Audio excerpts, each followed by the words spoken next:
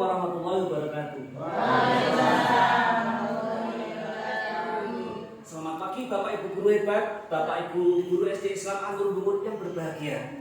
Pada hari ini, hari Kamis tanggal 2 Februari tahun 2023, alhamdulillah kita bisa bertemu di aula ini untuk melaksanakan pengimbasan atau diseminasi aksi nyata modul 1.4 budaya positif yang akan saya laksanakan di sekolah kita. Sebelumnya, saya aturkan terima kasih kepada Bapak Ibu Hajah Sri Mahmudah SAG selaku Kepala Sekolah SD Islam An-Nur Bungur yang telah memberikan waktu kepada saya di sini untuk melaksanakan diseminasi ini. Dan tidak lupa juga saya aturkan terima kasih kepada rekan-rekan sejawat, kepada Bapak Ibu guru SD Islam An-Nur Bungur yang telah menyempatkan waktunya untuk mengikuti diseminasi ini. Mudah-mudahan diseminasi pada hari ini bisa berjalan lancar, bisa membawa berkah bagi kita semua, tidak ada halangan apapun, dan bisa membawa kemajuan bagi sekolah kita. Sebelumnya, marilah kita mulai dengan membaca surat Al-Fatihah bersama-sama. Al-Fatihah.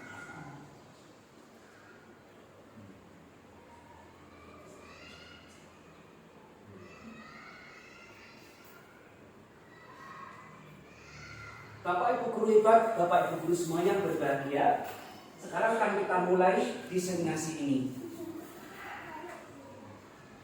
Tujuan diseminasi ini adalah untuk melaksanakan tugas aksi nyata budaya positif di sekolah masing-masing.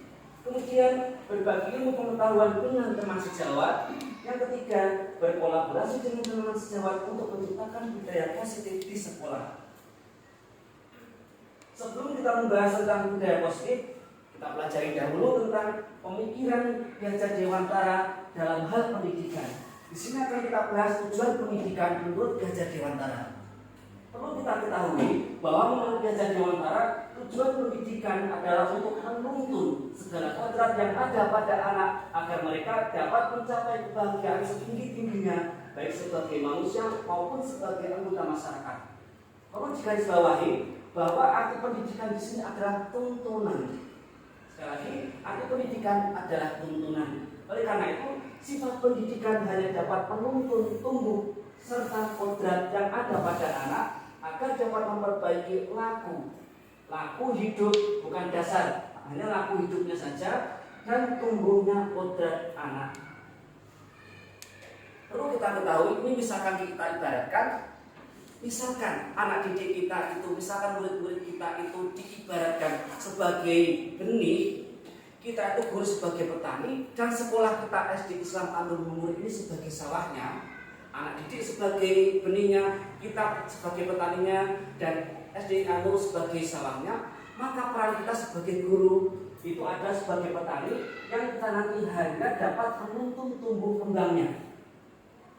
Tidak akan dapat, misalkan seorang petani tidak akan dapat merubah benih yang awalnya jagung menjadi sebuah padi. Benih yang awal jagung akan tumbuh menjadi sebuah jagung. Demikian juga untuk padi, karena benihnya padi nanti kelak akan tumbuh juga menjadi padi. Kita tidak akan bisa merubah dari padi menjadi jagung ataupun sebaliknya.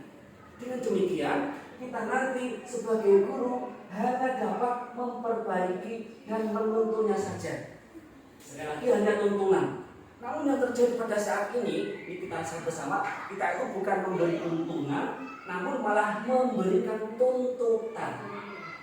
Hanya sedikit, cuma ini maknanya sangat luas. Sekali lagi, bukan tuntunan tapi mayoritas dari kita, termasuk saya sendiri, tuntutan. Ayo anak-anak, kamu harus ikut Pak, kamu harus mendapatkan ini, kamu harus menjadi seperti ini, kamu harus melaksanakan ini, kamu harus melakukan ini, kerjakan tugas ini, kerjakan halaman ini, baca halaman ini.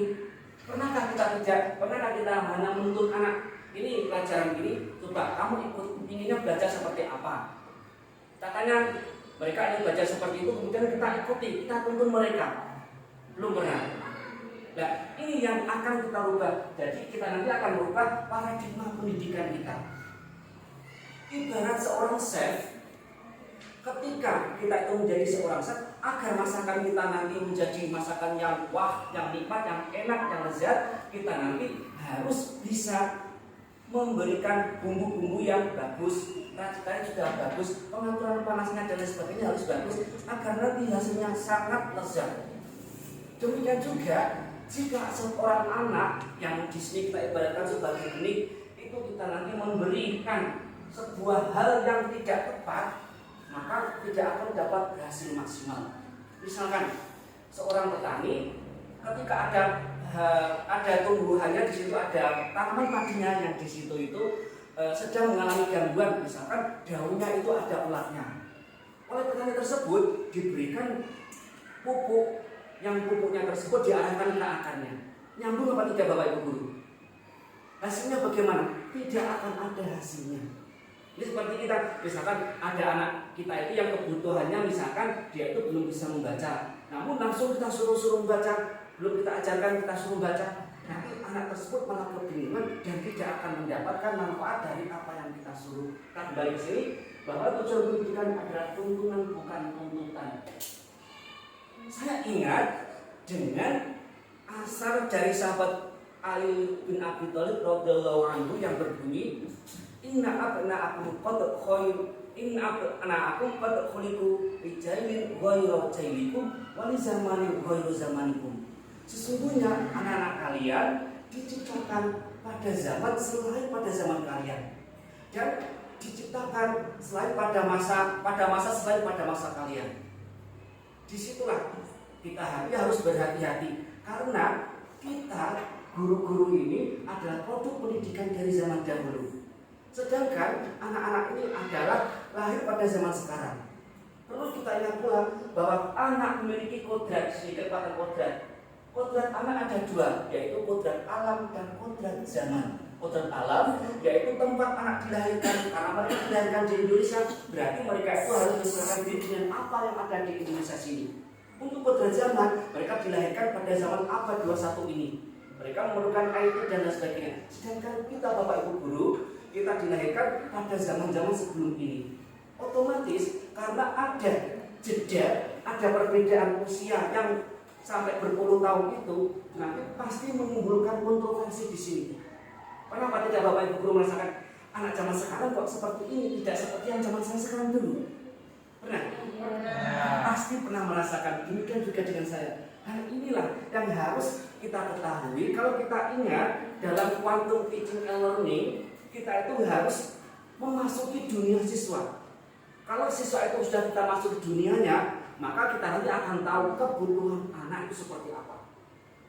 Jadi bukan anak itu kita tuntun, kita bakar seperti keadaan kita zaman dahulu, tapi anak kita hantarkan ke zaman mereka yang sekarang. Inilah dari tantangan kita sebagai guru di abad 21 ini. Dan itu sekilas mengenai tujuan pendidikan menurut Gajah Dewantara. Sekarang kita lanjutkan, apakah makna budaya positif? Apa contoh penerapan budaya positif yang telah kita terapkan? Insya Allah kalau di sekolah kita, karena kita sekolah SD Islam An-Nur yang sudah membawa nama Islam di situ, yang kita setiap hari sudah mengadakan pembiasaan yang dimulai dari ketika mereka datang bersalaman sampai mereka berdoa, mengadakan mengaji, tahfidz, sampai nanti sholat. Insya Allah pembiasaan positif, budaya positif itu sudah kita terapkan. Namun kita harus pelajari lagi sejauh manakah kita itu menerapkan budaya positif di sekolah kita. Nah sekarang kita bahas kaitan dengan pengertian budaya positif. Budaya positif di sekolah yaitu nilai-nilai dan kebiasaan-kebiasaan di sekolah yang berpihak, yang dikatakan berpihak pada peserta didik agar mereka dapat berkembang menjadi pribadi yang kritis, penuh hormat dan bertanggung jawab sesuai dengan profil Pancasila. Dan kita harus garis bawahi nilai-nilai, ada kebiasaan-kebiasaan, ada keberpihakan, ada dengan tujuan agar nanti siswa menjadi kritis, penuh hormat dan bertanggung jawab. Di sini, insya Allah ini semua sudah sesuai dengan prinsip-prinsip, sudah sesuai dengan nilai-nilai yang diajarkan pada profil Pancasila kita. Nah sekarang yang akan kita bahas pada materi pembiasaan, materi budaya positif ini ada 7 hal ini. Yang pertama, perubahan paradigma belajar. Yang kedua, disiplin positif. Yang ketiga, kebutuhan dasar. Yang keempat, motivasi perilaku manusia. Yang kelima, restitusi posisi kontrol guru. Yang keenam, keyakinan kelas. Dan yang ketujuh, segitiga restitusi. Kita akan ulas satu persatu. Ini ketika kami kemarin belajar di program guru penggerak, ini dipelajari kurang lebih 2 minggu. Sangat padat sekali. Dengan materi sekian banyak, kita hanya 2 minggu. Nah, hari ini kita akan mempelajari bersama-sama dalam waktu yang hanya kisaran 1 jam, kurang lebih 1 jam. Nah, dari itu kita manfaatkan, kita akan waktu kita ini sebaik mungkin. Yang pertama kita bahas, inilah perubahan paradigma belajar kita. Sekarang kaitan dengan perubahan paradigma. Untuk membangun budaya positif, sekolah perlu menyediakan lingkungan yang positif, aman dan nyaman agar murid-murid dapat berpikir, bertindak dan mencipta. Di sini kita harus menggarisbawahi ada berpikir, bertindak dan mencipta dengan merdeka, mandiri dan bertanggung jawab. Jika anak-anak itu sudah tertekan, mereka itu tidak diberi kebebasan, mereka tidak akan dapat berpikir, bertindak dan mencipta dengan sesuai kodratnya. Namun kita harus ingat bahwa mereka juga kebebasannya itu memang haruslah ada tanggung jawabnya. Jadi tidak serta-merta kebebasan mutlak sepenuhnya. Di sini ada kata bertanggung jawab. Secara umum, disiplin ini biasa kita kaitkan dengan kontrol, yang mana kontrol ini adalah kontrol kita sebagai guru yang berperan mengontrol, menuntut murid itu tadi. Coba sekarang ini ada sebuah kegiatan. Coba Bapak Ibu guru, tangannya kita memiliki 2 tangan. Jika kita misalkan kita itu berangan-angan, ini mengumpan sesuatu di tangan kanan, nanti panjenengan genggam sekuat mungkin, dan teman yang berada di samping panjenengan, coba salah satunya itu berusaha untuk membuka, Jika tidak mau membuka, coba sampai diolok-olok, sampai dipasang, monggo silakan. Bisa tidak dibuka? Kemudian bergantian yang sebelahnya juga genggam terus sampai nanti yang sebelahnya nanti terus berusaha menggoda dan seterusnya sampai nanti mau dibuka. Setelah itu kita bahas hal-hal berikut ini. Apakah Anda atau teman Anda yang membuka perangkangan tadi? Siapa tadi yang membuka? Anda sendiri atau teman Anda? Berarti panjenengan sendiri atau teman? Kita sendiri. Yang membuka kita sendiri. Mengapa Anda membuka sendiri? Kenapa panjenengan membuka sendiri? Berarti karena memiliki keinginan. Ya. Berarti kita di situ sudah mendapatkan itu. Kita membuka karena kita memiliki keinginan. Kemudian dalam kegiatan ini sesungguhnya siapa yang memegang kendali kontrol dalam membuka dan menutup tadi? Kesimpulannya siapa? Diri sendiri. Ini jika kita jabarkan sangat panjang sekali ini. Jika kita jabarkan, coba kita ingat-ingat. Pernahkah kita itu ketika berkendara naik motor itu di situ kita itu sedang memakai helm? Ketika memakai helm, tujuan panjenengan itu apa? Mencari aman. Bukan karena polisi. Bukan karena polisi. Ada yang karena polisi. Ada yang karena mencari aman. Ya. Kalau kita nanti memang karena kita mencari aman, karena kita itu memang memperhatikan keselamatan diri sendiri, berarti kita itu di situ sudah tertanam motivasi intrinsik. Namun bagi kita yang masih beranggapan itu agar kita memakai helm nanti tidak ditilang oleh Pak Polisi, berarti disitulah motivasi ekstrinsik ada. Berarti kita nanti harus berupaya agar motivasi ekstrinsik siswa nanti berubah menjadi motivasi intrinsik. Ini yang akan kita bahas. Sekarang kita pelajari dulu paparan dari Dr. William Glasser dalam Control Theory untuk meneruskan konsepsi tentang teori kontrol. Kita harus ingat dulu bahwa teori kontrol ini menyatakan semua perilaku memiliki tujuan. Bahkan perilaku yang negatif, perilaku yang tidak kita sukai pun pasti memiliki tujuan. Tidak ada perilaku apapun yang tidak memiliki tujuan, entah itu di dalam masuk ke dalam kesadaran kita ataupun di luar kesadaran kita. Sekarang kita bahas dulu ilusi guru mengontrol murid, karena sebenarnya dalam hal kontrol-mengontrol tersebut kita itu sudah masuk ke dalam dunia ilusi tanpa kita sadari. Yang pertama, ilusi guru mengontrol murid. Pada dasarnya kita tidak dapat memaksa murid untuk melakukan atau tidak melakukan sesuatu. Namun ketika murid tersebut sedang mau kita kontrol, berarti dia itu mengizinkan dirinya. Misalkan ada Andi, maukah kamu ikut Bapak? Mau Pak, coba kerjakan ini. Iya Pak. Berarti Andi tersebut mengizinkan dirinya dikontrol oleh gurunya. Kemudian suatu saat jika Andi tersebut, Andi coba kerjakan ini, tidak mau Pak. Ini biasa terjadi juga pada anak-anak yang masih tingkat bawah, kelas 1, 2, 3. Biasanya kita kan kesulitan membujuk itu berada pada sini. Berarti mereka itu sedang tidak mengizinkan dirinya dikontrol oleh sang guru. Lanjutkan yang kedua, ilusi bahwa semua penguatan positif efektif dan bermanfaat. Penguatan positif di sini adalah berupa bujukan-bujukan.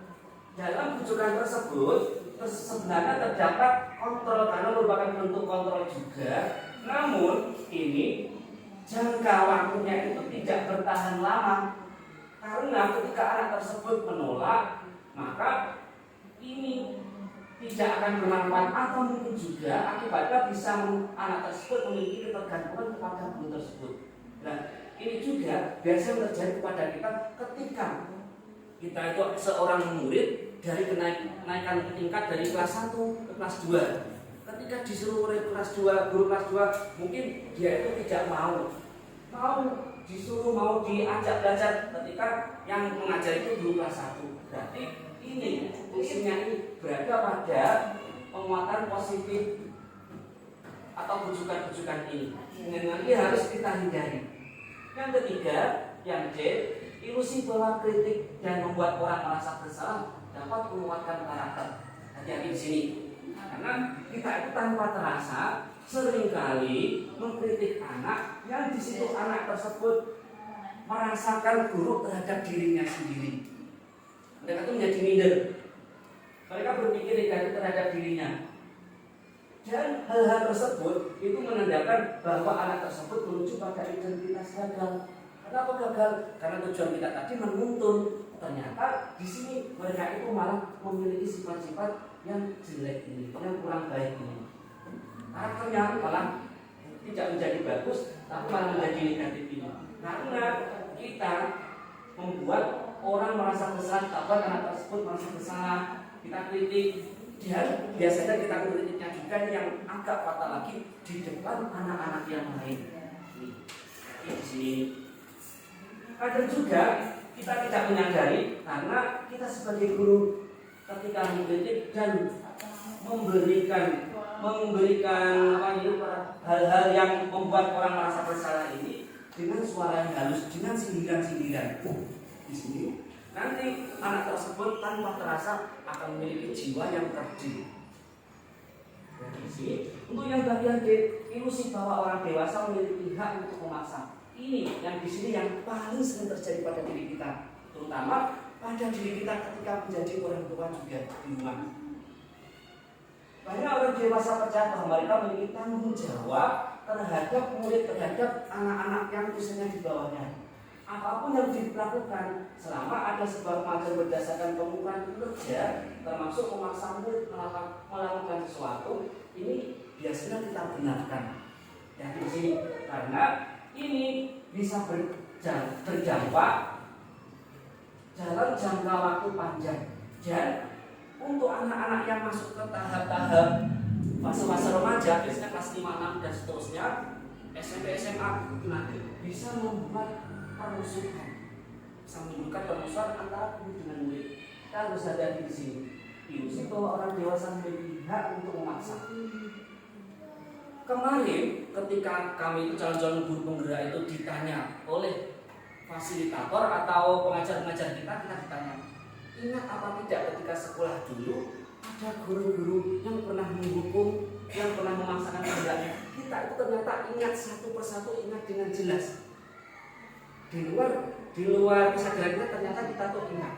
Berarti ketika itu nanti kita itu memaksa anak, itu nanti apalagi dengan hukuman-hukuman yang agak berat, itu nanti pasti dalam jangka lama pasti akan mereka ingat. Dan ini juga, mohon maaf, kita juga sebenarnya kan juga sering melakukan ini. Sehingga nanti harus kita hindari. Yang kedua yang kita bahas tentang disiplin positif. Yang kedua pernah menyatakan bahwa untuk mencapai kemerdekaan di manusia adalah kemerdekaan dalam konteks pendidikan, dan untuk menciptakan murid yang merdeka syarat utamanya adalah adanya disiplin yang kuat, yaitu disiplin diri yang memiliki motivasi internal, bukan eksternal. Namun jika motivasi internal tersebut tidak ada, maka kita perlu adanya pendisiplinan melalui motivasi eksternal. Namun ini hanya sementara sifatnya. Yang harus kita arah, yang harus kita tuju tetap yang bagian motivasi internal. Memang butuh waktu Bapak Ibu untuk merubah motivasi-motivasi ini dari yang eksternal ke internal. Cuma jika tidak kita mulai dari sekarang, maka kapan lagi? Kalau kita sudah terbiasa dengan motivasi eksternal ini ternyata ketika anak-anak itu sudah memiliki titik kejenuhan, ketika anak-anak itu sudah jauh dari kita, hal-hal yang sudah kita lakukan dan kita ajarkan ternyata kan sudah tidak digunakan karena yang dipakai mereka adalah motivasi eksternal ini.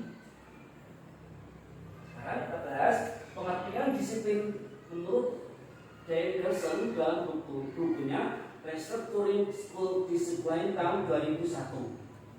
Disiplin ini sebenarnya berasal dari kata bahasa Latin disiplina yang artinya belajar. Kita ingat, disiplin artinya ini adalah belajar. Kata disiplin ini juga berkonotasi dengan disiplin diri yang dimiliki oleh murid-murid Sokrates dan Plato yang bertujuan untuk menggali potensi berharga dan bermakna. Dengan demikian, dapat disimpulkan bahwa disiplin merupakan kemampuan untuk memerintah, mengontrol, menguasai, dan memilih. Ada 4: memerintah, mengontrol, menguasai diri, dan memilih tindakan yang mengacu pada nilai-nilai yang kita hargai dengan penuh tanggung jawab tanpa diperintah oleh pihak lain. Nah, sekarang kita bahas apa nilai-nilai yang kita hargai.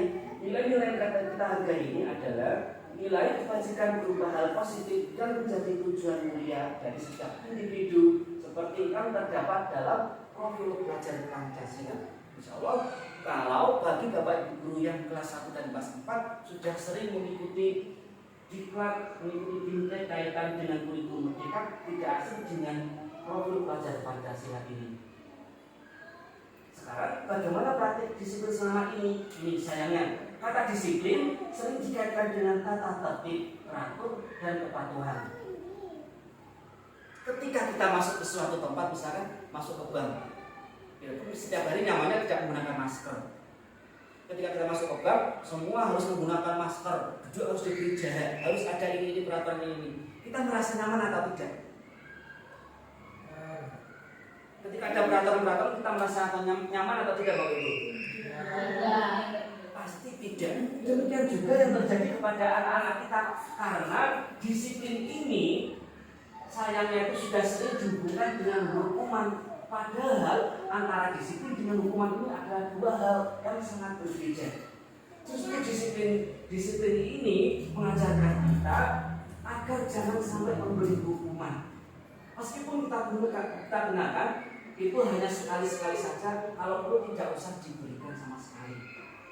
Nah ini sayangnya disiplin ini sudah kita kaitkan dengan ketidaknyamanan. Makanya ketika kita mendengar kata peraturan, kita tuh mesti kita sudah mesti merasa gerak. Wah, ada peraturan ini itu. Makanya ini pola pikir kita, paradigma kita nanti harus kita ubah dari peraturan-peraturan yang ada nanti menjadi hal yang baru. Bagaimana ketika anak itu harus mematuhi segala sesuatu, melaksanakan sesuatu, tapi tidak merasa terhakimi, mereka tetap merasa nyaman. Selanjutnya kita bahas kebutuhan dasar manusia. Kebutuhan dasar manusia ini ada 5 hal. Kita bahas. Yang pertama, kebutuhan untuk bertahan hidup atau survival. Yang kedua, kebutuhan cinta dan kasih sayang atau love and belonging. Yang ketiga, kebebasan atau freedom. Yang keempat, kesenangan, fun. Dan yang terakhir, kekuasaan atau power. Semua ini merupakan kebutuhan dasar kita. Masing-masing yang dilakukan oleh anak nanti akan mengacu pada ini. Tambah satu-satu, kebutuhan survival atau yang bertahan hidup, mulai dari makan, tidur, dan sebagainya ini. Dan kita dan kasih sayang bisa Bapak Ibu lihat pada slide di depan ini. Kekuasaan, power, kebebasan atau freedom, sampai kesenangan atau fun. 5 hal ini harus kita pahami sebelum kita menghadapi murid. Karena apa? Contoh ada kasus ini, misalkan Ibu Ani, guru kelas 5 di SD Pelita Hati sedang bingung menghadapi pola salah satu murid di kelasnya Agus. Beberapa anak telah datang dan melukai Agus yang sering meminta bekal makan siang mereka dengan paksa. Jika Anda menghadapi situasi seperti Ibu Ani, apakah yang akan Anda lakukan? Menurut Anda, kira-kira apa alasan Agus melakukan hal itu? Nah, di sini seharusnya kita itu mencari tahu alasan Agus, alasan anak tersebut. Tapi yang terjadi ketika ada pelanggaran, ketika ada sesuatu yang tidak menyenangkan yang dilakukan oleh murid kita akan mayoritas itu langsung menghakimi di situ. Jangan seperti itu. Kenapa ini kamu lakukan? Tanpa kita itu memahami apa alasan anak tersebut. Di sini hati. Karena kembali ke awal tadi, setiap yang dilakukan oleh seorang manusia itu pasti memiliki tujuan tertentu.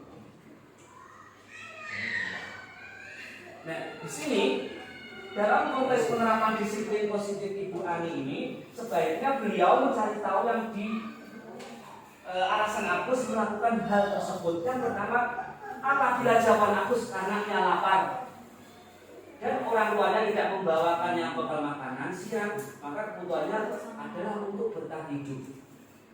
Jika jawaban Agus karena ia senang temannya jadi memperhatikan dia, maka kebutuhannya adalah kebutuhan cinta dan kasih sayang. Caper, dia mencari perhatian. Apabila jawaban Agus dia merasa hebat karena temannya jadi takut dan menuruti keinginannya, berarti kebutuhan Agus ini adalah penguasaan. Yaitu ingin diakui kekuasaannya, ingin diakui kehebatannya. Namun jika jawaban Agus karena dia merasa bosan dengan bekal yang dibawakan ibunya karena selalu membawakan bekal yang sama, misalkan nasi goreng terus, roti terus, maka Agus ini memiliki tujuan untuk kebebasan memilih yang dimakannya. Yang terakhir, jika jawaban Agus itu hanya iseng saja dan menikmati ekspresi temannya, wajah temannya yang kesal karena dia belum makanannya, maka kebutuhan Agus adalah kesenangan. Mungkin ketika ditanya Agus itu misalnya, Agus, kenapa kamu lakukan ini? Senang aja Bu. Nah, berarti dia itu ingin mencari kesenangan di sini. Jadi, ketika kita nanti mau menghakimi seorang anak, seorang murid, ketika mereka itu melakukan kesalahan-kesalahan yang tidak biasa, terus sebaiknya kita cari dulu di antara 5 hal tersebut. Kita cari tahu dulu kebutuhan yang mana, apakah dari kebutuhan bertahan hidup, kasih sayang, penguasaan, kesenangan, dan kebebasan. Karena kebutuhan mereka di rumah yang tidak terpenuhi biasanya juga akan berdampak, akan terbawa pada perilaku mereka ketika berada di sekolah. Ini harus kita pahami juga. Sekarang kita bahas materi yang keempat tentang motivasi perilaku manusia. Pada motivasi. Kalau motivasi perilaku manusia ini menurut dari dosen juga dalam restructuring school discipline. Yang pertama, misalkan kita ditugasi oleh kepala sekolah untuk melaksanakan kegiatan, misalkan kita berpikiran apa yang akan terjadi pada saya apabila saya tidak melakukannya.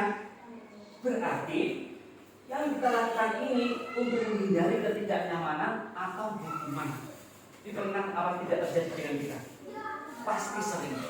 berarti ini masih berupa motivasi eksternal. Namun, jika ketika kita misalkan ditugasi oleh ibu kepala sekolah untuk melaksanakan tugas tertentu, kita berpikiran seperti ini. Apa yang akan saya dapatkan apabila saya melakukannya? Berarti kita ini berfokus pada untuk mendapatkan imbalan dari orang lain atau instansi kita.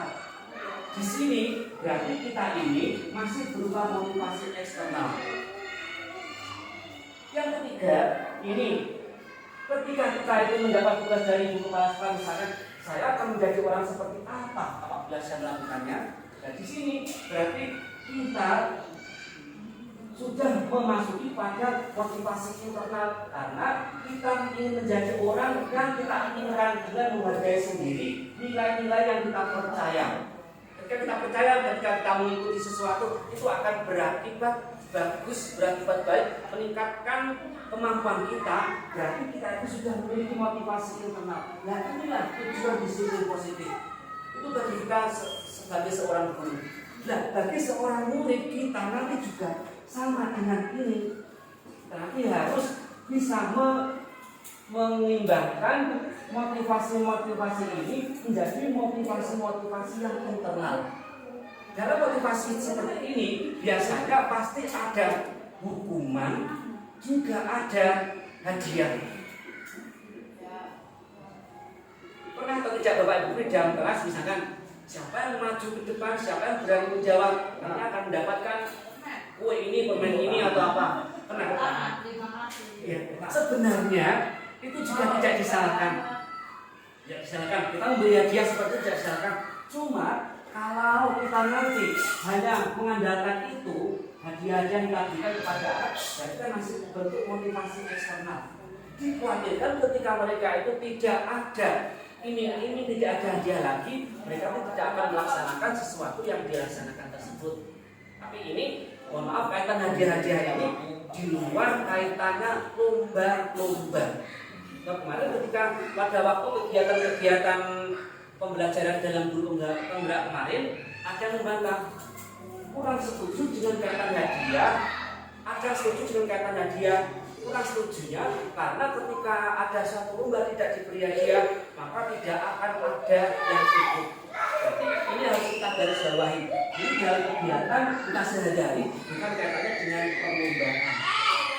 Nah, ini apabila kita nanti sudah bisa membawa kepada motivasi internal, insya Allah nanti murid kita tanpa kita suruh, tanpa kita beri apapun, tanpa kita hukum, tanpa kita beri sesuatu yang wow, insya Allah mereka sudah melaksanakan dengan sepenuh hati, dengan kesadaran mereka sendiri. Sekarang kita bahas kaitan dengan hukuman dan konsekuensi. Dia tadi sudah kita jelaskan. Sekarang ada hukuman, ada konsekuensi. Coba kita ada kasus. Contoh, Iwan kurang menguasai pelajaran matematika, sehingga pada saat pembelajaran tersebut berlangsung, dia lebih banyak belajar atau menggambar di buku pelajarannya. Pada saat guru matematikanya Pak Seno menanyakan pertanyaan, Iwan menjadi guru dan tak sengaja menjatuhkan tasnya dari kursi, serta tiba-tiba menjadi gagap pada saat berupaya menjawab. Seluruh kelas pun tertawa melihat perilaku Iva yang bicara tergagap terkejut tersebut. Pak Seno pada saat itu membiarkan teman-teman Iva menertawakan Iva yang tergagap dan malu luar biasa, dan malahan minta Iva maju ke depan dan berdiri di depan kelas sambil menunjuk hidungnya dan tidak bisa menjawab pertanyaan Pak Seno. Kelas makin gaduh dan anak-anakku tertawa melihat Iva di depan kelas memegang ujung hidungnya. Kira-kira jika ini Iva ini terjadi pada Bapak Ibu, apa yang Bapak Ibu merasakan? Iya, menangis pasti, sakit hati juga pasti. Nah, dari sini kira-kira yang dilakukan oleh Pak Seno terhadap Iva ini merupakan bentuk hukuman atau konsekuensi. Nah, agar lebih bisa membedakan mana perbedaan antara hukuman dan konsekuensi, kita bahas kaitan hukuman dan konsekuensi ini. Tindakan yang dilakukan terhadap suatu pelanggaran biasanya berupa hukuman atau konsekuensi. Ada dua pilihan ini. Yang hukuman ini sifatnya tidak terencana, tiba-tiba satu arah karena penyusunannya tidak melibatkan murid serta tidak ada kesepakatan antara pihak guru dengan murid. Bentuknya bisa berupa fisik maupun psikis, baik itu berupa perbuatan ataupun kata-kata. Biasanya ini ketika ada anak yang melanggar sesuatu, anak yang melakukan perbuatan yang kurang menyenangkan, kita langsung memberi berdiri di depan, kerjakan di depan, menghadap ke bendera, hormat ke bendera, angkat kaki, dan lain sebagainya. Nah, ini berarti itu kita sudah memberi hukuman ini. Namun untuk yang konsekuensi ini sudah terencana, dibahas, disetujui dan disepakati. Berarti di sini sebelum kita memberikan sanksi-sanksi tersebut, kita itu sudah memberitahukan kepada siswa, kepada murid kita, sudah mensosialisasikannya, sehingga ketika mereka itu melanggar sesuatu, kita tinggal ingatkan saja. Kita di sini sebagai monitor. Kita memonitor mereka karena pelanggaran-pelanggaran mereka. Pegangan kita hanyalah berdasarkan data yang umumnya dapat diukur. Data di sini maksudnya kesalahan mereka itu seperti apa. Kemarin kalau sudah ada konsekuensi yang di situ sudah dibicarakan, berarti nanti di situ tinggal kita tanyakan. Misalkan suatu saat di sana ada anak yang datang terlambat. Ada anak yang terlambat masuk ke kelas karena dia itu bermain di luar terlalu lama. Ketika kita tanya, kenapa kamu terlambat masuk? Tidak mendengar bel. Kamu bermainnya di mana? Di tempat yang agak jauh dari sekolah. Misalnya seperti itu, berarti langsung kita tanya, konsekuensinya apa? Langsung kita tanya. Berarti saya harus mengerjakan ini, Pak. Oh iya, langsung kerjakan. Kita tidak menanya, tidak memberi hukuman. Kita sangat menyayangkan sekali, tapi untung kita tidak pernah melaksanakan. Pernah saya mengalami dulu ketika bersekolah, ketika datang terlambat, sudah datangnya itu terlambat, kita itu masih capek sampai di sekolah, kita itu disuruh untuk pulang. Sudah terlambat, rugi tidak sekolah, disuruh pulang lagi. Berarti ketika mendapat hal seperti ini, kita itu sudah mendapatkan hukuman, dan ini masih akan tetap terngiang-ngiang teringat oleh kita sampai hari ini. Berarti kita nanti harus menjadi hukuman karena hal-hal ini. Selanjutnya coba untuk melatih kita kaitannya dengan perbedaan hukuman atau konsekuensi. Coba kita lihat di sini. Kita lihat dulu. Mencatat 100 kali di buku dengan kalimat saya tidak akan terlambat lagi karena terlambat sekolah. Kira-kira hukuman atau konsekuensi? Konsekuensi, Pak. Hukuman atau konsekuensi? Kalau saya konsekuensi. Lihat tadi. Yang kedua konsekuensi ya. Kita lihat. Lari mengelilingi lapangan basket 2 kali karena terlambat hadir di sekolah. Konsekuensi atau hukuman? Murid diminta untuk push up 15 kali karena tidak menggunakan masker di sekolah. Tentunya pada masa COVID-19 kemarin, menggantikan kertas tugas teman yang telah dicoret-coret, membersihkan tumpahan air di meja tulis karena tersimbol pada saat belajar, dan meminta murid tidak menggunakan sepatu seharian di sekolah karena tidak mengenakan sepatu hitam. Sambil yang terakhir, lari mengelilingi lapangan basket 2 kali karena terlambat 10 menit untuk pelajaran PJOK. Hukuman atau konsekuensi? Nah, sekarang kita periksa jawabannya. Mencatat 100 kali, tapi termasuk hukuman. Karena di sini kan sebenarnya tidak ada manfaatnya. Ini hanya menyakiti kita saja. Lari di lapangan 2 kali karena terlambat tadi di sekolah. Hukuman. Push up 15 kali karena tidak menggunakan masker. Menggantikan kertas teman yang dicoret, konsekuensi. Membersihkan tumpahan air di meja tulis karena tersimbol, konsekuensi. Minta murid tidak menggunakan sepatu sehari di sekolah, hukuman. Dan terakhir, lari mengelilingi lapangan basket 2 kali karena terlambat 10 menit untuk pelajaran PJOK. Ini adalah konsekuensi. Kita harus jeli mana yang termasuk hukuman dan konsekuensi. dari itu, coba kita perdalam lagi kaitan perbedaan antara hukuman dan konsekuensi. Untuk hukuman ini sesuatu yang menyakitkan yang harus terjadi. Untuk konsekuensi sesuatu itu yang memang harus terjadi karena sudah dilanggar. Yang kedua, untuk hukuman membuat anak sakit baik fisik maupun hatinya untuk jangka waktu yang lama. Namun untuk yang konsekuensi memang membuat anak itu merasa sakit atau tidak nyaman, namun hanya dalam jangka waktu pendek. Yang ketiga, untuk hukuman akan membuat anak membenci kedisiplinan, namun untuk konsekuensi anak akan justru menghargai kedisiplinan. Hukuman ini bersifat paksaan, untuk konsekuensi ini bersifat kita harus memberi stimulus dan anak nanti memberi tanggapan. Hukuman mendorong anak untuk menyakiti diri sendiri, untuk konsekuensi mendorong anak agar mudah menyesuaikan diri. Hukuman merupakan konsep diri yang buruk, sedangkan konsekuensi konsep diri yang baik. Ini terbentuknya di sini. Yang hukuman anak nanti akan belajar untuk menyembunyikan kesalahan. Dan di sini biasanya agar tidak dihukum melakukan sesuatu yang agak kurang di sini. Untuk konsekuensi, anak belajar untuk mematuhi peraturan. Kemudian hukuman, anak akan marah, memiliki rasa bersalah, dipermalukan, merasa tak dihargai. Namun untuk konsekuensi, anak akan kehilangan hak, tidak dibuat nyaman, atau diasingkan. Namun untuk sementara waktu saja. Ya sudah. Kita pilah-pilah mana yang hukuman, mana yang konsekuensi yang tadi. Sekarang kita bahas kaitan restitusi posisi kontrol guru.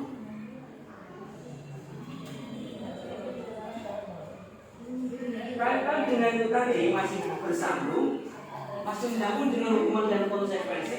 Ini ada stimulus respon dan teori kontrol. Pertanyaannya, bisakah kita mengontrol seseorang? Menurut stimulus respon, realitas kebutuhan kita itu sama, semua dianggap sama kebutuhannya. Namun untuk teori kontrol, realitas kebutuhan kita itu pasti berbeda-beda. Untuk stimulus respon, semua orang melihat hal yang sama. Namun untuk teori kontrol, setiap orang memiliki gambaran yang berbeda.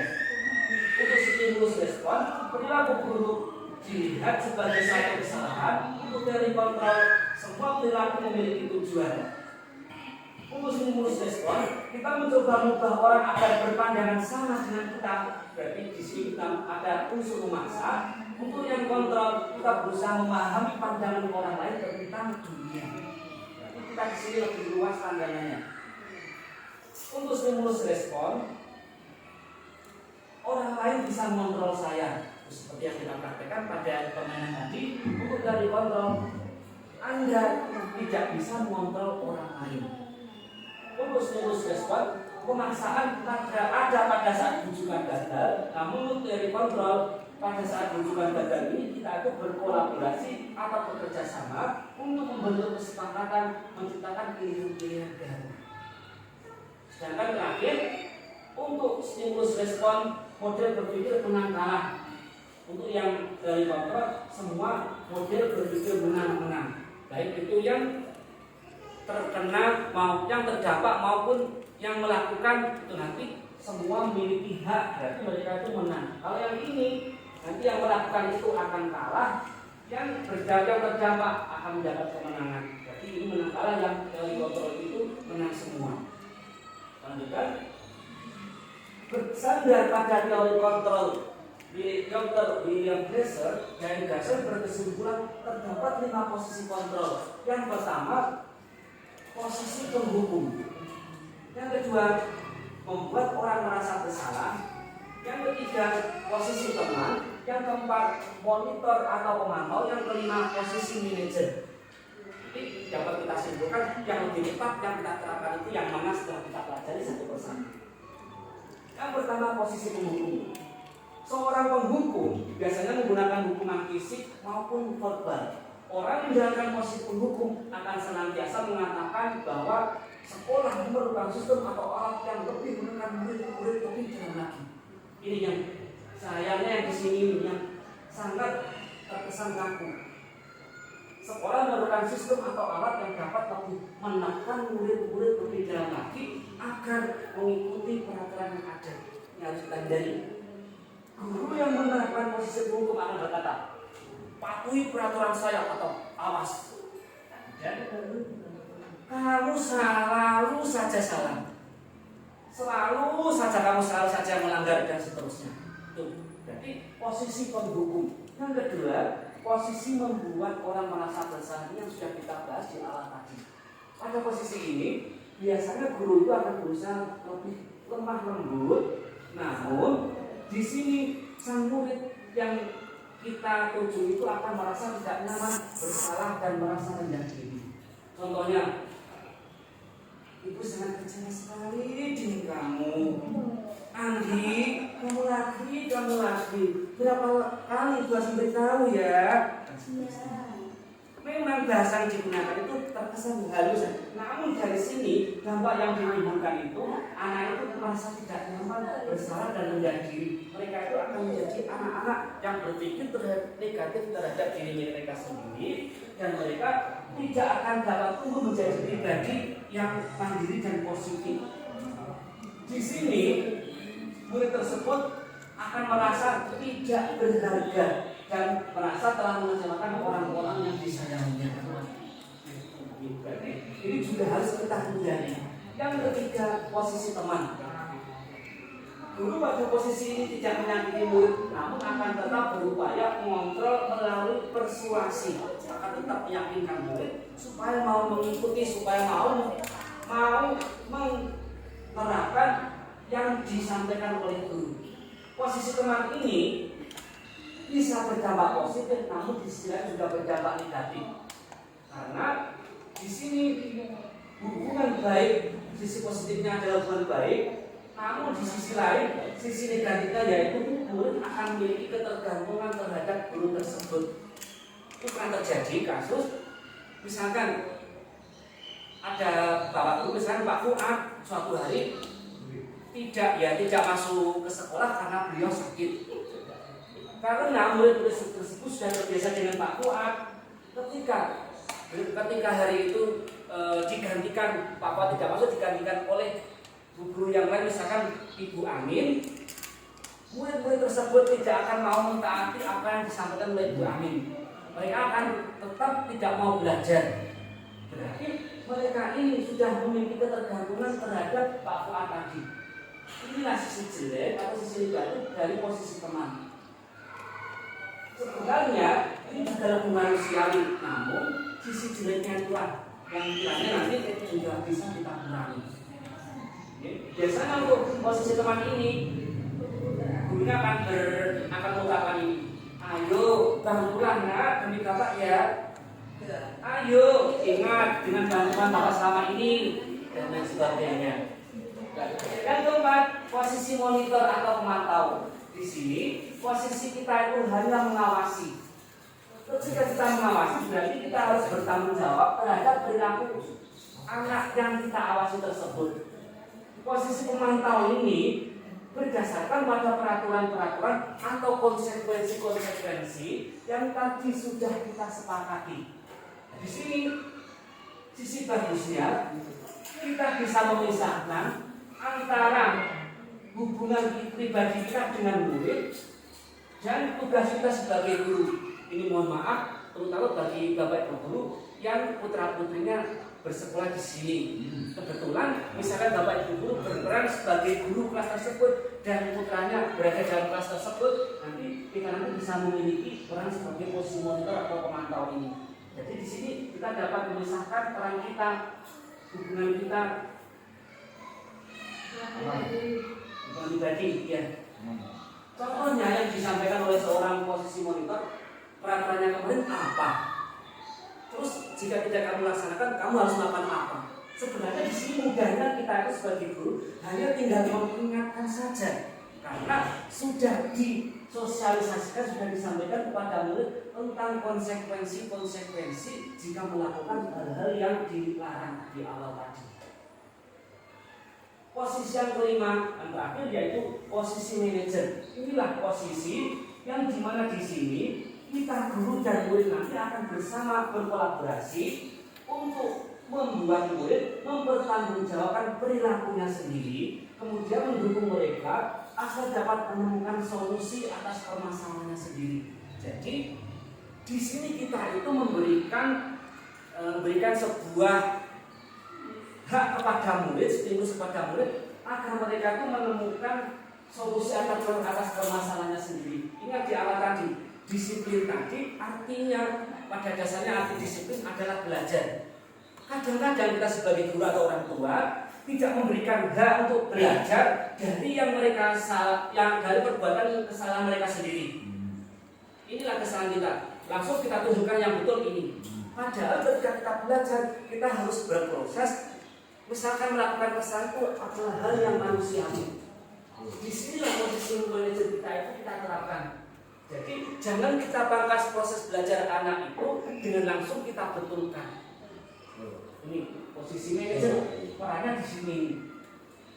Pada posisi manajer ini terkadang kita bisa kembali ke posisi teman atau pemantau. Berarti kembali ke dua posisi sebelumnya tadi. Karena apabila kita itu sudah kembali ke sini, berarti kita nanti sudah dapat memadukannya. Berarti seorang yang menerapkan posisi manajer, berarti guru tersebut sudah dapat menerapkan posisi teman dan pemantau. Tinggal nanti pengembangannya di situ. Dan akhirnya mengajak anak untuk menemukan solusi atas permasalahannya sendiri. Kemudian apabila kita menginginkan murid-murid kita menjadi manusia yang merdeka, mandiri, bertanggung jawab seperti di awal tadi, tujuan dari disiplin positif tadi, maka kita nanti harus belajar dan mengacu pada restitusi agar murid mampu menjadi manajer bagi dirinya sendiri. Setelah murid mampu menjadi manajer bagi dirinya sendiri melalui restitusi yang kita bahas ini nanti, berarti murid tersebut sudah memiliki sifat mandiri. Inilah salah satu bagian dari profil pelajar Pancasila yang merupakan tujuan dari kurikulum kita. Posisi manajer ini di sini kita nanti sebagai guru akan berperan untuk memperbaiki kesalahan, namun kita hanya sebagai pengarah saja. Ini misalkan yang diucapkan oleh seorang guru manajer, apa yang kita yakini? Apakah kamu meyakininya? Jika kamu meyakininya, apakah kamu bersedia memperbaikinya? Jika kamu memperbaiki hari ini, menunjukkan apa tentang dirimu? Apa rencana kamu untuk memperbaiki hari ini? Berarti dari kalimat-kalimat yang kita tanyakan kepada anak ini, kita ini kan sudah melatih anak untuk berpikir dan mengungkapkan sendiri apa yang diinginkan, apa yang diharapkan, apa yang ada dalam hatinya, semua bisa dikeluarkan sehingga hak anak juga akan dapat diberikan.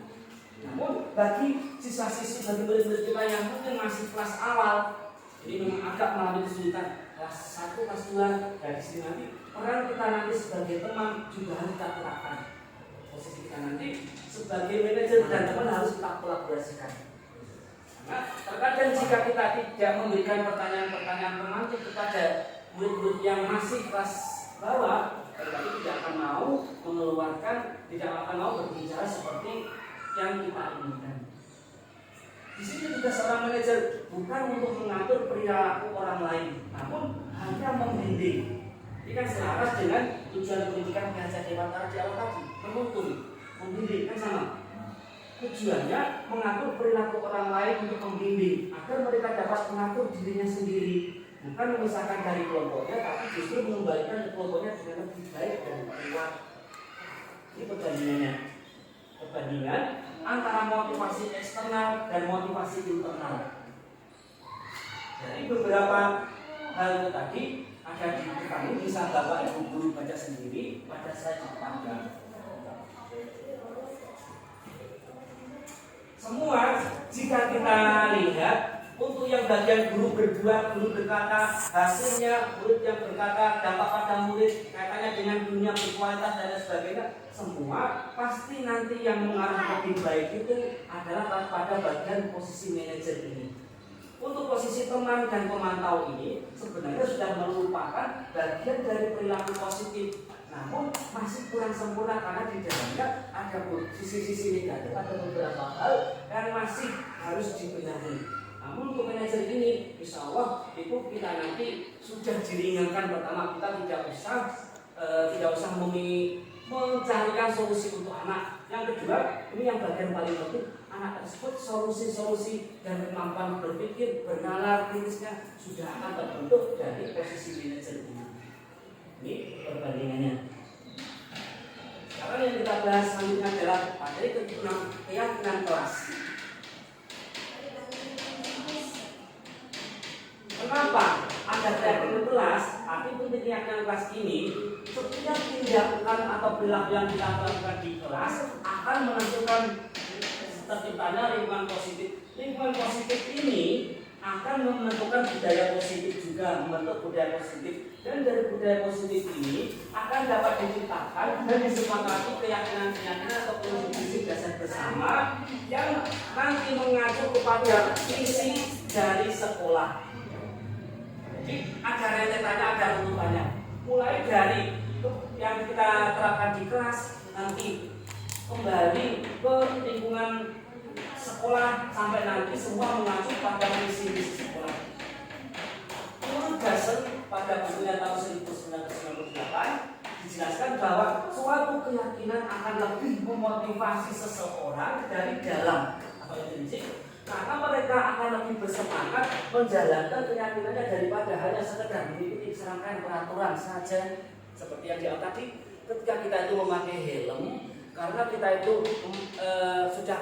sudah ada motivasi intrinsik dalam diri kita ingin selamat ketika berkendara, kita itu akan lebih ringan, akan lebih mudah melaksanakannya. Namun jika hanya eksternal, jika hanya karena agar tidak ditilang oleh Bapak Polisi, berarti kita nanti masih akan agak keberatan.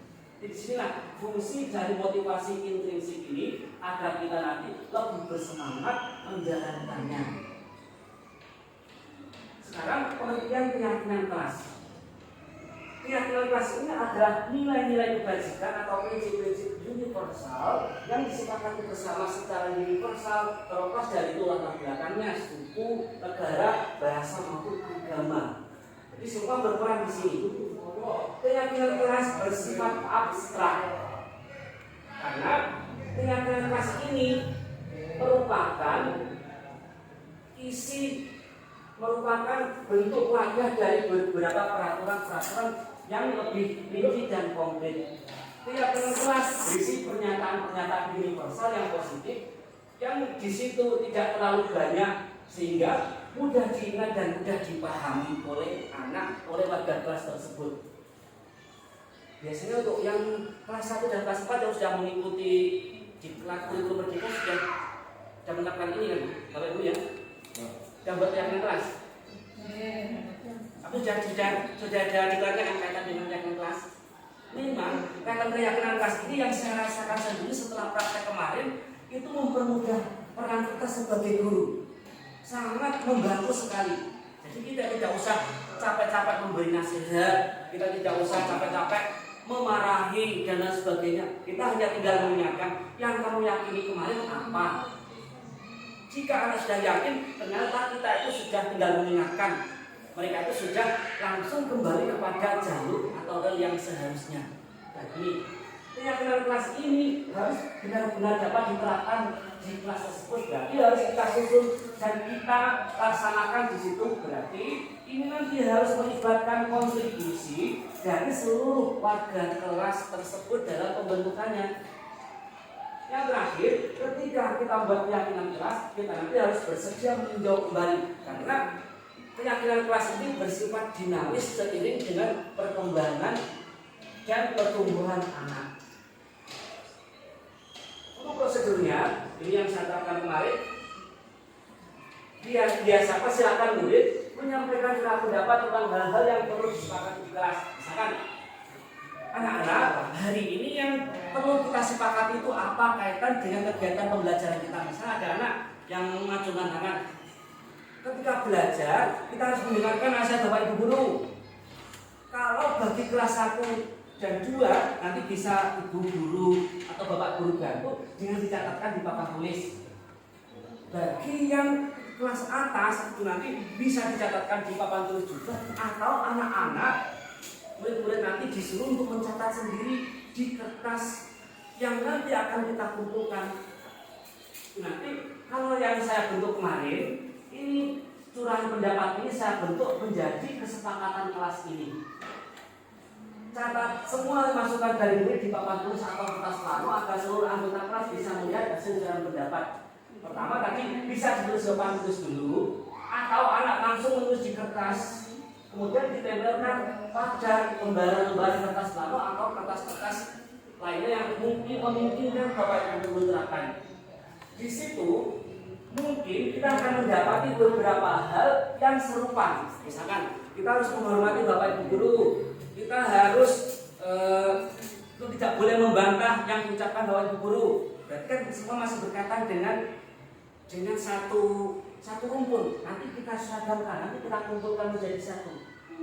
Karena sebaiknya keyakinan kelas tidak terlalu banyak, berkisar antara 3 sampai 7 prinsip atau keyakinan agar lebih mudah mengingatnya. Karena tujuannya tadi supaya tidak terlalu banyak. Curah pendapat yang saya laksanakan di kelas 5B kemarin saya buat kesepakatan kelas dulu. Ini hampir selama 3 sampai 4 minggu. Saya biarkan berupa kesepakatan kelas sampai anak-anak hampir hafal. Saya print out, saya tanda di sini, saya print out, saya tempelkan di tembok-tembok atau di bagian-bagian yang itu mudah dilihat oleh anak, sehingga anak akan mudah hafal. Ketika mereka salah satunya ada yang melanggar, nanti teman mereka juga pasti akan ada yang laporan kepada kita. Pak, misalkan Pak, si Nindi tadi melanggar ini. Sehingga nanti kita tidak usah memasang CCTV, kita tidak usah mengontrol mereka terus-menerus 24 jam. Kita sudah ada yang mengingatkan dari mereka sendiri, karena kesepakatan kelas ini memang berasal dari murid dan akan diterapkan kepada murid sendiri untuk kebaikan murid juga. Jadi di sini kita ulang lagi perbedaan antara peraturan dengan kesepakatan ini tadi. Kalau peraturan itu tadi hanya satu arah, hanya kita sebagai guru yang menentukan, murid tidak berperan di situ. Itu sekarang kita rubah menjadi kesepakatan ini.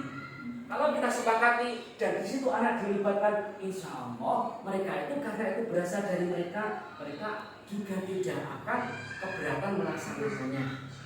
Karena berasal dari mereka sendiri, mereka juga sudah dilibatkan. Nih, dari kesepakatan-kesepakatan kelas tersebut, selang sekitar 3 sampai 4 minggu kemarin saya bentuklah menjadi sebuah keyakinan kelas. Jadi saya buat bertahap, biar apa dulu kesepakatannya, kemudian keyakinannya. Prosedur pembentukan keyakinan kelas ini, misalkan dari kesepakatan kelas kemarin yang anak-anak ajukan, misalkan ini menghormati guru, mendengarkan penjelasan guru, mendukung saat lewat dekat guru, tidak menghitungkan menggunakan orang tua.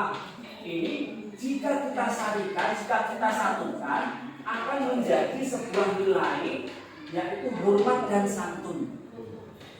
Terkadang anak-anak di sini bingung, Pak, ini misalkan beberapa hal yang kita sepakati ini jika kita buat keyakinan itu menjadi bentuknya seperti apa, Pak? Itu sebagai guru kita bisa membantu. Ini intinya itu pada bagian nilai apa? Jadi di sini nilai hormat dan santun. Kemudian yang kedua, misalkan kemarin yang diajukan pada kesepakatan kelas, datang tepat waktu, mengucapkan salam ketika masuk kelas, laksanakan kegiatan kelas. Jika disatukan atau disarikan, ini bentuknya berupa disiplin. Jadi ketika misalkan kemarin ada anak yang datangnya itu tidak tepat waktu, misalkan karena mereka itu ketika waktu sholat itu kan kita suruh wudhu, ketika wudhu mereka bermain dulu, sehingga ketika yang lain sudah mau sholat mereka baru datang. Itu kita tidak menanyakan, kamu kok baru datang? Iya Pak.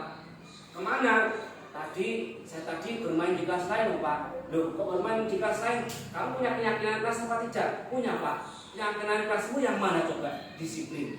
Ketika kamu melanggar seperti itu, berarti kamu sudah melanggar keyakinan itu. Kamu nanti kira-kira sudah mengkhianati keyakinanmu apa tidak? Kamu telah melanggar keyakinanmu atau tidak? Iya Pak.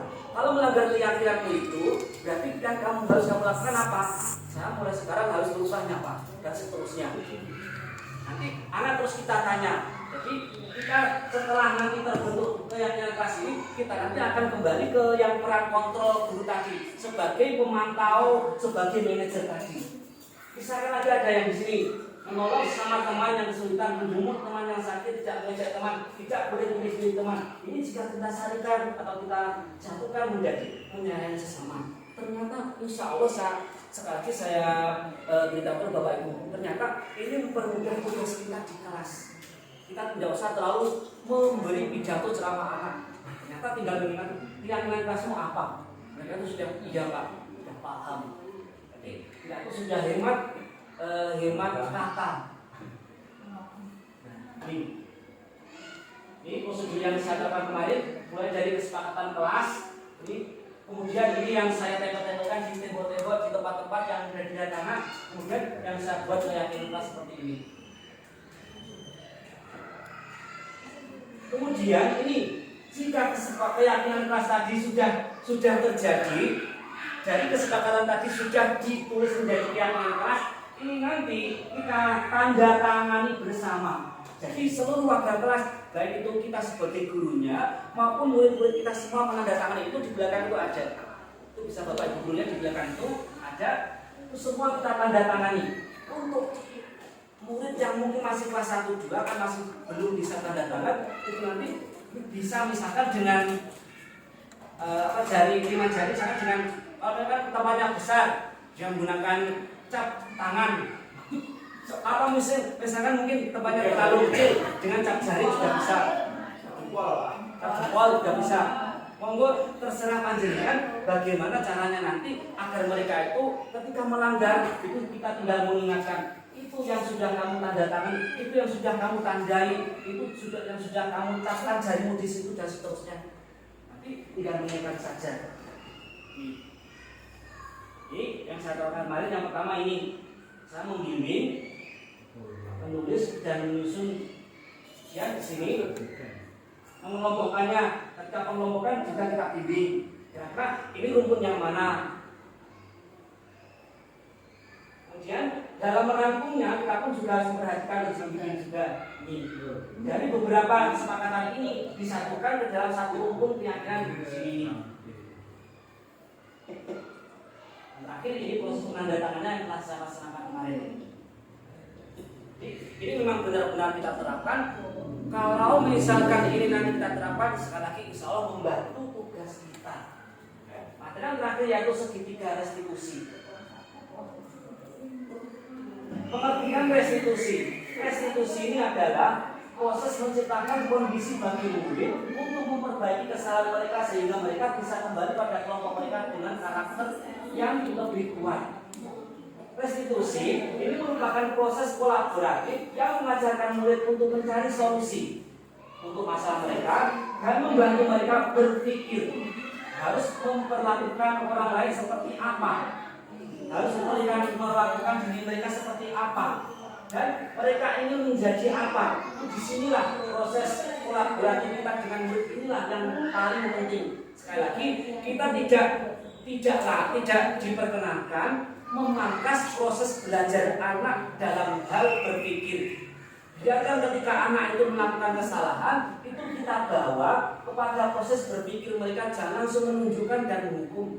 Biarkan mereka itu kita buat berproses apa yang seharusnya mereka lakukan dari yang pelanggaran-pelanggaran yang telah mereka lakukan tersebut, agar mereka dapat menemukan sendiri solusinya dan mereka dapat mencita-citakan dan menemukan sendiri yang ingin dijadikan apa mereka di kehidupan kelak. Kemudian restitusi ini tujuannya di akhir yaitu untuk menghargai nilai-nilai kebajikan.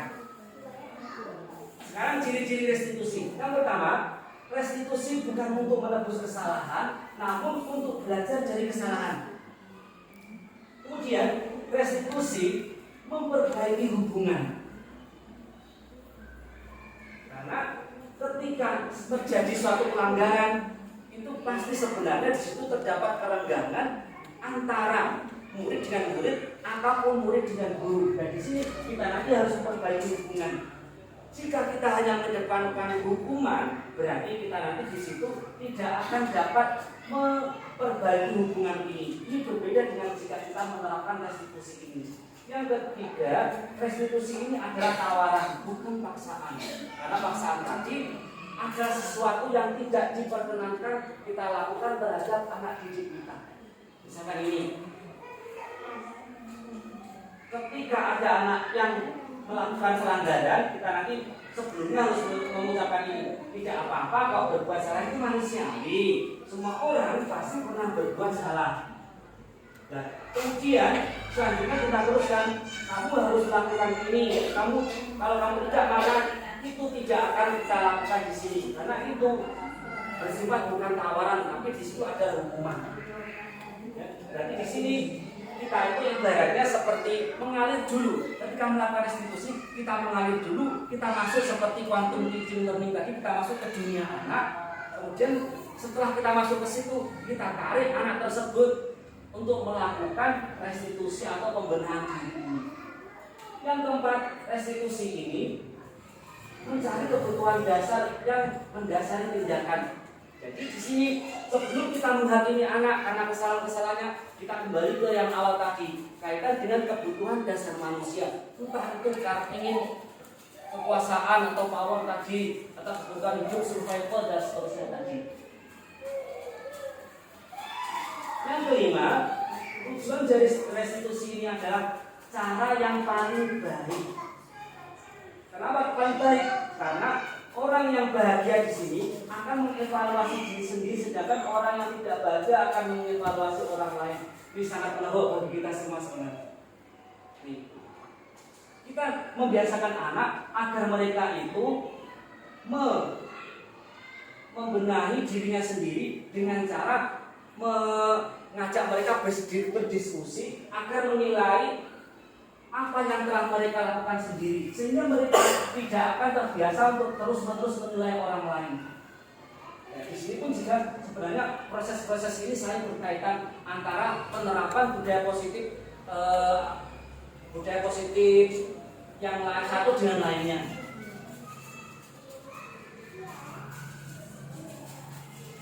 Yang keenam, restitusi ini akan menguatkan. Yang ketujuh, restitusi akan mengembalikan murid yang berbuat salah pada kelompoknya. Misalkan, ketika ada seorang anak, misalkan anak itu sedang berbuat salah ketika dalam kelompok, misalkan ketika pas olahraga, ketika main bola, dia melakukan kesalahan karena mungkin untuk temannya, langsung kita pisahkan dengan temannya, tidak boleh ikut. Berarti anak ini karena akan tersakiti. Di situ sebelum kita lakukan ini, berarti kita itu harus melakukan restitusi ini. Kemudian terakhir yang ketujuh, restitusi mengembalikan murid yang berbuat salah pada kelompoknya itu yang disebut tadi. Di sini nanti anak akan lebih kuat karakternya, bukan menjadi anak yang merasa terhakimi. Kadang-kadang kita seperti ini, ketika ada yang berbuat salah, langsung anak yang mungkin agak usil dengan temannya, di situ langsung kita tanya, langsung kita marahi. Anak tersebut belum mengutarakan, belum menyampaikan apa alasannya. Nah, di situ anak yang berada di sebelahnya akan merasa menang. Anak yang kita tanya, kita hakimi tersebut pasti akan merasa tersingkirkan di sini. Jadi kita nanti harus mengimbangkan dua-duanya dengan cara restitusi ini tadi. Untuk restitusi ini ada 3 tahapan. Yang pertama, menstabilkan identitas. Yang kedua, validasi tindakan yang salah. Yang ketiga, menanyakan keyakinan. Jadi, kenapa kita tadi membahas keyakinan kelas? Karena semua muaranya nanti memang pada keyakinan kelas ini. Sehingga alangkah baiknya jika kita nanti di sekolah kita ini setiap kelas ini memiliki keyakinan kelas. Keyakinan kelas ini bisa merujuk pada visi kelas kita dahulu. Namun jangan lupa keyakinan kelas kita ini haruslah melibatkan murid-murid kita sendiri. Jadi saya berikan dokumentasi saya suka menerapkan segitiga studi kemarin. Jadi, ada 2 kasus. Ini ada videonya.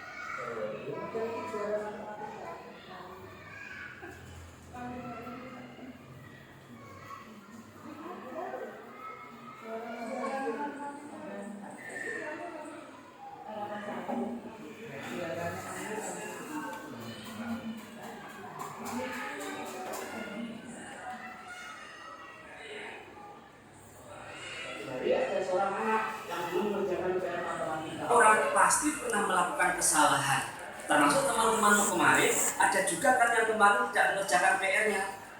Namun yang mau Bapak tanyakan, setiap yang kita lakukan pasti ada alasannya. Penyebab dari Zahra tidak mengerjakan PR matematika ini apa coba?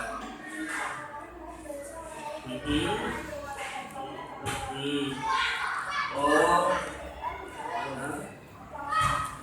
iya ya. Iya, oh itu. Namun bangunnya tadi tidak kesiangan kan? Datangnya ke sekolah tidak terlambat kan? Iya, jika demikian berarti Zahra sudah melakukan kebaikan. Meskipun capek, bangun tidak kesiangan, datang ke sekolah tidak telat. Namun demikian, dari tidak mengerjakan PR matematika, ini menurut Zahra termasuk kesalahan apa bukan? Oh iya, kalau memang menurut Zahra termasuk kesalahan, kira-kira keyakinan kelas mana yang telah dilanggar oleh Zahra? Ya, bertanggung jawab. Iya, menurut Zahra penting atau tidak tanggung jawab itu? Ya, kalau menurut Zahra penting, kira-kira apa yang akan Zahra lakukan untuk memperbaiki diri? Iya, bagus sekali. Jika Zahra sudah memperbaikinya, kira-kira ke depannya Zahra akan menjadi seperti apa?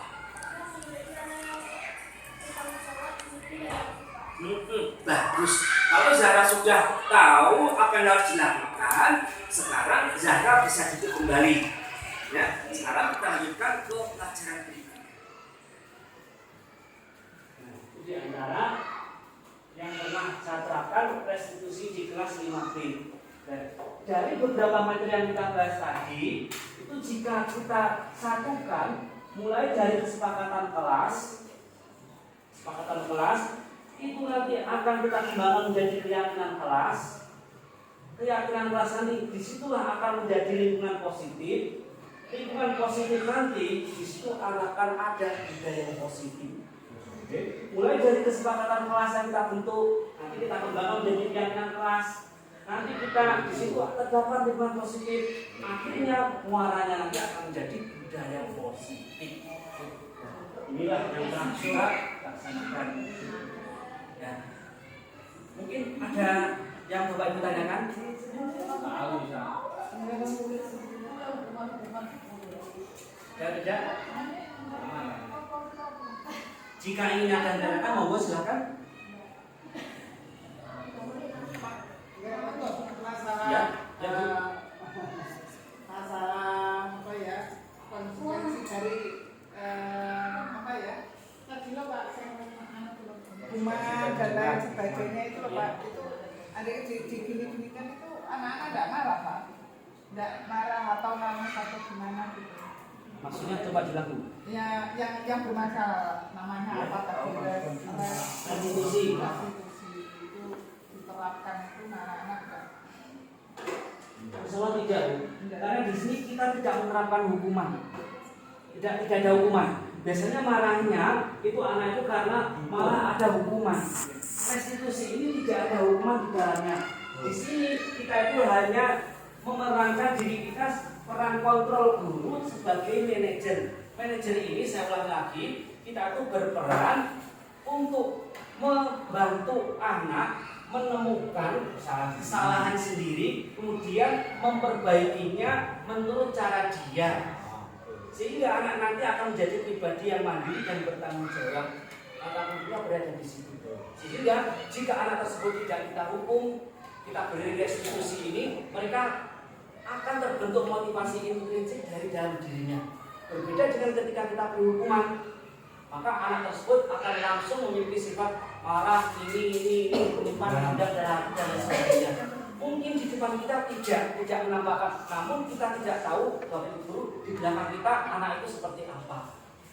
Apakah tetap marah atau tidak, kita kan tidak tahu. Jadi untuk menjaga hati ini bisa diterima bisa.